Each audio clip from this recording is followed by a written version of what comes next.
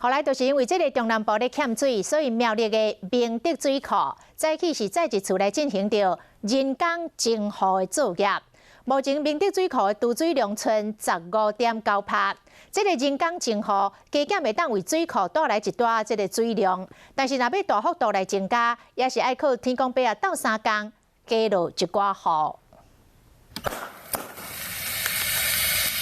工作人员将两只软粉盐这点到了火水喷出来，这个烟嘛对咧冲上天顶。烟冲悬，盐这嘛顺利升空，刷落来就等落雨。这是苗栗明德水库因为台北季风的影响，方面通过中部地区本来就局部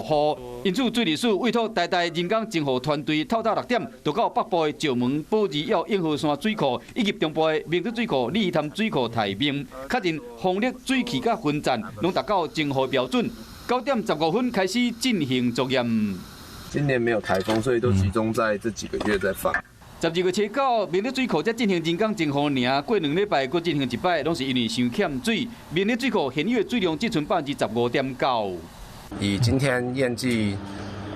升空的情形来看，